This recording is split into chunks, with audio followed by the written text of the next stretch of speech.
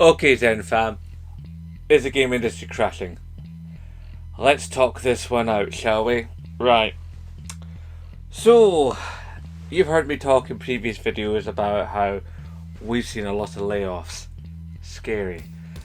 We've seen PlayStation Studios shutting down. That's big. We've seen London Studio basically closed. So this hampers VR games significantly. There are some that are claiming that PlayStation may just given up on PSVR 2 and VR altogether, only just after we passed a year of PlayStation VR 2. We are seeing all manner of jobs just disappear out of the industry. I mean, for the last year or so, we've heard of many game outlet sources, reporters and game players and that, from Kotaku and GameStop and other such sites, going away, losing their jobs. Some channels even shutting down, some of the smaller channels who relied upon outside funding, i.e. stuff like Patreon and so on and so forth, and advertising revenue. And as they can't afford to spend the advertising revenue that they're not getting on making content, then people drift away from the content, so they're not getting the viewing figures, so then people don't want to advertise. And it's just circling down the drain. And recently, I don't know how many of you follow particular people on particular platforms and stuff, but you may have noticed if you watch PlayStation Access that, to my mind, quite frankly, the coolest host they've ever had, Ash Millman, has decided that she's going to leave PlayStation Access. Now, Ash was originally at What Culture Games, and then she moved to PlayStation Access, which was a serious bump up for her career. Now she has said that she's moving to pursue her own thing, do her own stuff. Bit like Greg Miller and Tim Geddes and all that back in the day when they all moved out of IGN. They all quit on the same day and they started Kind of Funny. We've seen this a few times in video games over the last 10 or so years. And we've seen YouTubers change, with that. For example, well, no, I'll come to that example later. We've seen how Ash Millman has done this, and I'm beginning to think, did she get some sort of prior warning as a front-facing face, as a public face on PlayStation? Did she get a bit of warning that this was coming down the road? And with said warning, did she then go, right, I need a backup plan, it's time to set up on my own, I've got a big enough name, I'm well enough liked, I guess I'd better decide to try and do something on my own, because maybe she was for the chop. I mean, what's that old expression, first in, last out? Well, she was the last in. So it may be the case that PlayStation just went, yeah, you're gonna get fired soon. We don't want to, but that's just the way the industry rolls. And we've seen not countless, but a lot of a lot of jobs in the industry go. I mean, we've seen losses at Microsoft, at Sony, at Blizzard, at Activision, at basically anything that a certain Chinese company that I'm not looking to get sued by has had their hands in.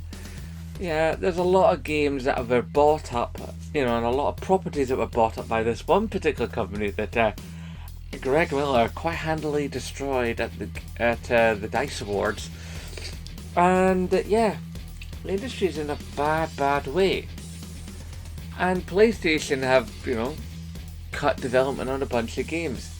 Now, what gets me about this is if you are not making as much money, so you cut the staff at your and you cut your studios down to save some money, but then that means not as many games are coming out. If not as many games are coming out, then you're not selling the games, therefore you're not making the money. Therefore you have to save some more money.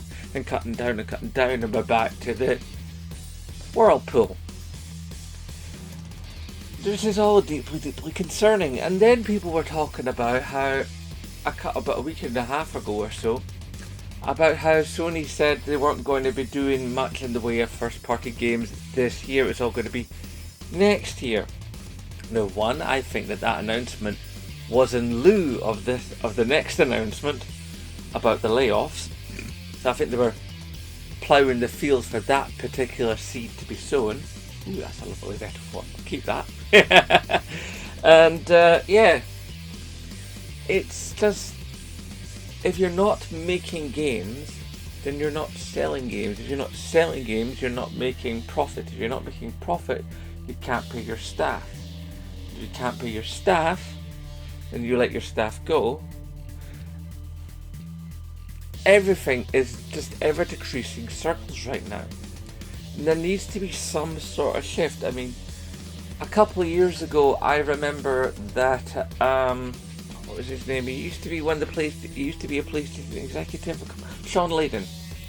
Sean Layden basically said, "Look, games are getting bigger and bigger, longer and longer, and more expensive, and taking extended periods of time to come out." Remember a couple of videos ago I talked about, like, the game has elements 1, 2, and 3, then it's going to take 1, 2, and 3 amounts of time to make, and if it's got elements 4, 5, 6, so bigger, longer, harder, more complex games take longer to make.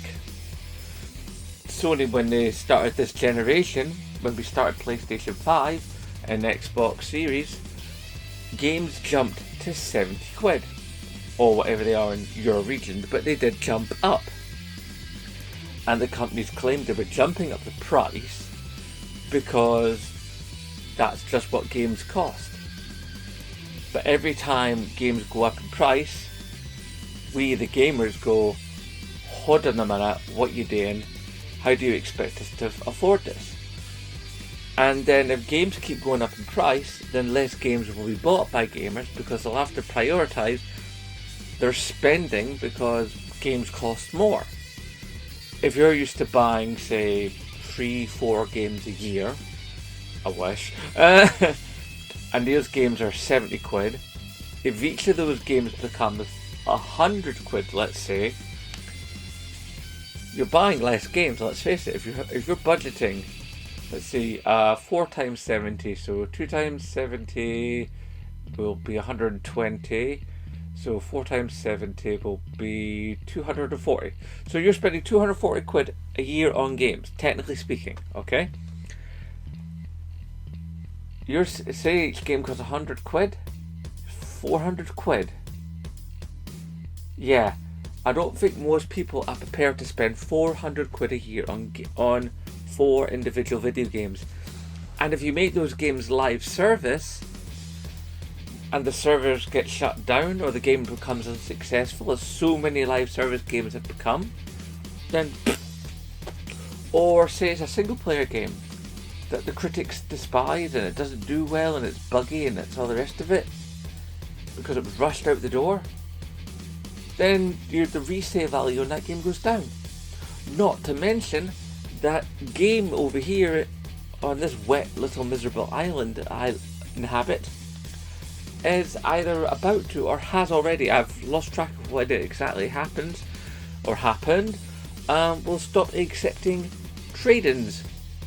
So you will no longer be able to take your game into game and trade it in, which in itself is bananas because that was the most lucrative part of the business of the game stores. The actual trade-ins. Because they'd buy a game off you for like couple of quid, if you're lucky you'd make a fiver, and then they turn around and sell that game for like 20 or 30 quid even. So it was enormously valuable to game to do trade-ins, but they've stopped doing trade-ins because they've got these mini game stores inside Sports Direct stores, i.e. sporting goods shops for you Americans who don't know Sports Direct, and Australians and so on and so forth. Because the guy that owned Sports Direct bought Game. And he's put a few little game stores, like, and I mean little. Look back on the video from a few months ago. I'll try to link it in the description, if I remember. If not, it's easily searched. Where basically I went into one of these game stores inside the Sports Direct and there was nothing to it. And it was like about 5 sets of shelves and a couple of systems in a glass case. And most of what was there was toys. And you walk into a proper game store in Edinburgh back in the day, we had something like 7 or 8, maybe 9, depending on when you looked at the city and stuff, individual stores from Game. Now we have 2, and technically 2 halves. We have the one store in the Princess Mall, or St James Centre. Not St James Centre, sorry. It's called Princess Mall, and what's they calling it now? Because they keep changing. Princess Mall. That's it, Princess Mall. And yeah, so they got the Princess Mall one, and there used to be one in the old St James Centre before it became the quarter mile. Since the rebuild, there used to be one in Cameron Toll. There used to be one at Fort Kinnaird. There used to be one on Hanover Street. There used to be one along Princess Street. There used to be another one at the other end of Princess Street. There used to be one in the Gyle. I'm probably missing at least 1 or 2. But suffice to say, we had a lot of game stores, and now we have one proper one and 2 half ones. The other half one is in a Sports Direct on the outskirts of the city. Basically, as you're taking the A road out of Edinburgh towards Pennycook, in a out of city shopping area, that's where you find it. So you could still technically call it an Edinburgh store, but not really. And so if you walk into that big game store in the Princess Mall, it is technically a proper game store, full size, full staff, selling just being a game store, not sharing a lot with something else. But when you walk in there, it is horrible what Game has become. Literally, and I mean this, one wall at the side has video games. And I don't just mean one wall of PlayStation. I mean one wall at the back of the store, PC stuff. At the back right, as far as you go from front to back of the store, as you go through the door, furthest away is the PC stuff. Then it's the PlayStation stuff. Then it's like, I can't remember if it's Nintendo or then Microsoft and Nintendo, but that's basically what you have. So you have a wall up the one side of the shop that's split into 4 for the 4 major platforms. And the rest of the store is taken up with board games, t-shirts, mugs, all kinds of gaming side merchandise. And then the rest of it is stuff like Funko Pops and that. And part of that game wall, the lower part of each part of those sections, obviously not the PC bit, because remember the last time you bought a physical PC game, but the second-hand games, which are going away. Eventually those will whittle down and whittle down and whittle down, and there'll be nothing left. And there'll be some dumpster diver out there, I'm sure, who will make hay when Game decide that it's probably going to be not worth their time having a small amount of second-hand games that they can't shift, and they'll just toss them like they're nothing. And some dumpster diver will probably get out there and make a video and go, I was in Games Big Ben and I got all this stuff, look! and then try not to get it done for theft, because technically that is theft. And you can get done for that. That's why you don't really see many dumpster diving videos in this country. You'll see dumpster diving videos coming from America and Australia and stuff, but you don't get many dumpster dive videos here. Also, it's just not really part of our culture. People do it, don't get me wrong, but it's not really a part of our culture. It's not really something we talk about. It happens, yes, but anyway, I'm getting away from the point. So I was going to say about how Alanah Pearce was, right? Now, Alanah Pearce, there's an interesting example. Pearce herself, she was, like me, a YouTuber who likes to speak about games, play games, and generally just be involved in the minutiae of gaming and talk about it and love it. Then she got her shop about 2015, I think it was. She shipped herself off to America, became part of IGN. Was at IGN for a good long time, was even part of Podcast Beyond and stuff. And she was, still streaming on her own, making her own YouTube content while also making content for IGN. And then she, after a while, she managed to get herself a job at Sony. Now, she's been working in Sony game development for a couple of years now. I do wonder, is her job safe? Is any job safe in the industry? And if jobs aren't safe in the industry, then games aren't safe in the industry. And if games aren't safe in the industry, then what happens to all those digital games? Do they start to disappear off the servers because they need to cut some money? So then the digital games go off the servers to save space. And to save space is to save cash. And if they keep having to save cash, then they'll keep cutting games off the servers. And they keep cutting games off the servers, then people on PlayStation Plus and people on Game Pass will go, where are these games I'm paying for? I'm paid for these games. And Sony and Microsoft will go well, you don't actually own the games. You own the rights to be able to play the games, but they're not technically your games. So we're losing at every single angle. We're losing people that make the games. We're losing the games coming out in a timely fashion because it's more expensive to make them and it takes longer to make them, and there's going to be less staff to make them now.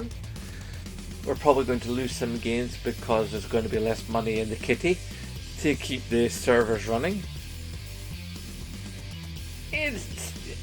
And then all the time they're shipping out new bits of equipment. I mean, Sony just put out the PlayStation Portable. They put out a new headset and new earbuds that are not cheap. And they're very, very good, but they are not cheap. And Microsoft is talking about putting out a digital-only Xbox Series X. So basically it's like the S and the X mashed together as one jobby. And jobby being the apt word. So I should explain for any foreign viewers, jobby is a Scottish word that basically is for human feces. Yeah. I've done a jobby! You'll hear the almighty Billy Connolly use the word jobby quite freely. Funny story about jobby actually. A few years ago, there was a company, an American company, and they were trying to sell this particular gadget, and it was a useful looking gadget, except they called it jobby. Now, it was a slightly different spelling, it was only one B, but yeah, we Scots, we had fun with that. Look it up, you'll probably still see the videos on YouTube and stuff. Anyway, so I'd like your thoughts down below. How are you thinking about this? How are you feeling about this? Because it seems like gaming is eating itself alive. We've gone from an industry that is gigantic and worth more than any of the other entertainment industry on the planet. Books, TV, films, music, you name it. Gaming was king. And now, gaming is looking like becoming a pauper. And a lot of people have speculated in the last 2-3 weeks that we're heading for another gaming crash like we did in the 70s. Now, every industry has its crash. Gaming had everything's had a crash. Cars have crashed us many times. But the only thing that doesn't seem to crash is the energy industry. They just keep seeming to be able to charge us more and fire people and put the prices up and give their CEOs even more money. But the bills never seem to go down, do they? Funny that. Anyway, so the idea that there's a gaming crash, do you agree with that? Do you say that's bunkum, there's no gaming crash, it's just a bit of a slowdown, things will pick up? But the thing is, crashes happen when confidence goes out of the market. Confidence right now in gaming is pretty low. Now, I don't want to say there is a gaming crash coming. I'd like to think that what there's coming is more crunch. That things are going to come to head and stuff is going to have to change. I mean, at least Japanese companies, they have in their law, in their employment law, that they have to take 4 particular sets of steps before they start firing people. First of all, the higher ups have to take a pay cut. Yeah. So when we've all heard that legend about how the Nintendo boss years and years ago, he took a pay cut to, that wasn't just a good gesture on his part. That's Japanese employment law. Yeah.